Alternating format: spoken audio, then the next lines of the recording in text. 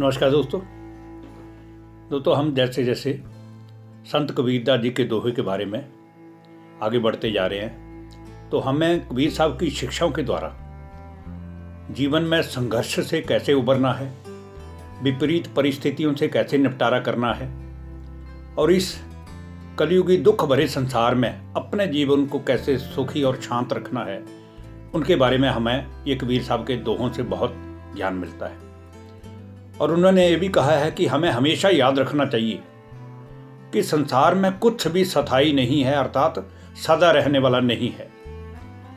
अगर आप किसी ऐसे संकट में घिरे हुए हैं, ऐसे दुख में घिरे हुए हैं जिससे आप बड़ा प्रयत्न करने के बावजूद भी उबर नहीं पा रहे हैं, तो आप शांत चित्त हो जाइए, क्योंकि जो हो रहा है उसे आप होने दीजिए।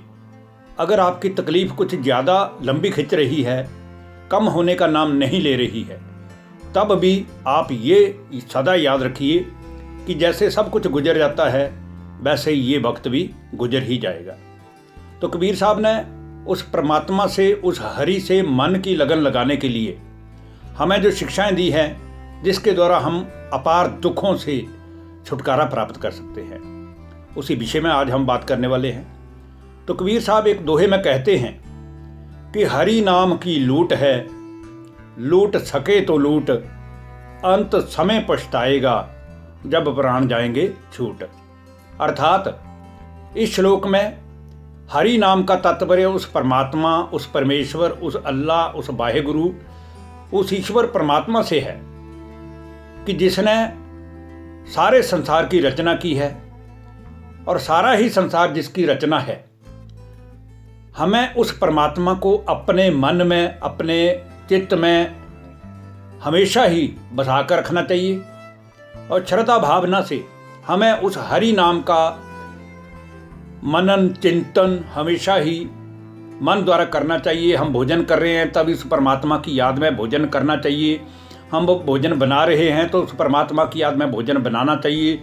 हम कोई कारोबार में, बिजनेस में या नौकरी में कोई कारोबार कर रहे हैं, कुछ लिख पढ़ रहे हैं, तो उस समय भी हमें उस परमात्मा की ही याद में वो कर्म करना चाहिए कि वो परमात्मा ही कराने वाला जो है वो हमारे द्वारा करवा रहा है।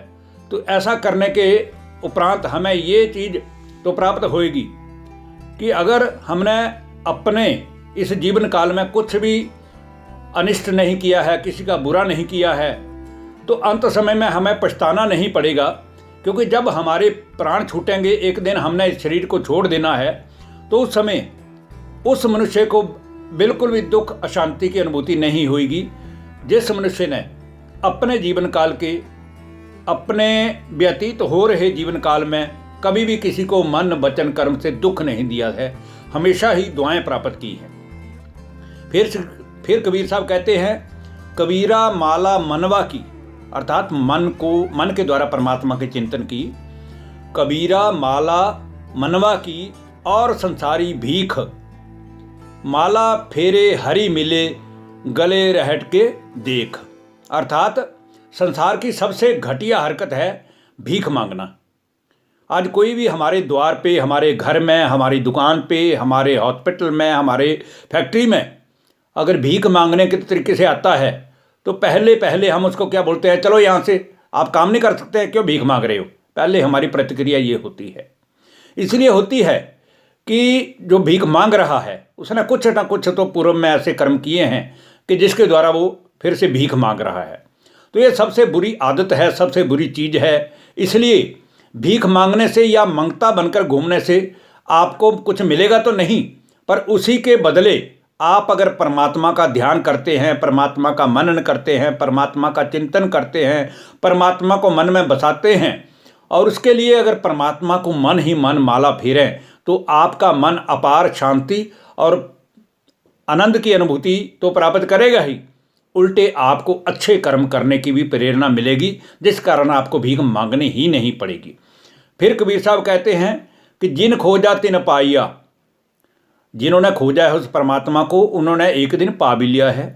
जिन खोजा तिन पाइया गहरे पानी पैठ, मैं बहुरा बुड्ढन डरा रहा किनारे बैठ। अर्थात जो लोग अपने जवानी के समय में, अपने यौवन काल में पूरी मेहनत करते हैं, पूरी मेहनत लगन से अपने काम के प्रति निष्ठा रखते हैं या रिस्क लेकर परिश्रम से अपनी मंजिल प्राप्ति करते हैं, भले वो क्षेत्र नौकरी का हो या कारोबार का हो या बिजनेस का हो, उन्हें एक ना एक दिन सफलता भी जरूर मिलती है और मेहनत का फल भी अवश्य ही मिलता है।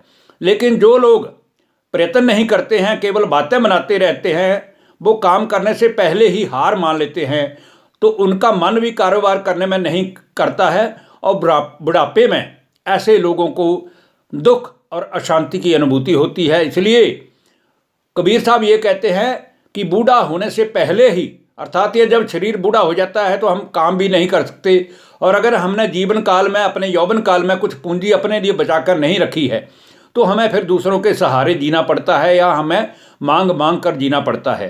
तो इससे बेहतर ये है कि जब तक हमें समय मिला हुआ है हम उस परमात्मा की याद में कुछ ना कुछ अच्छे कर्म करें, कुछ ना कुछ अपने लिए धन संपत्ति भी जोड़ कर रखें और अच्छे कर्मों की पूंजी भी जोड़ कर रखें। वही हमारे साथ में जानी है।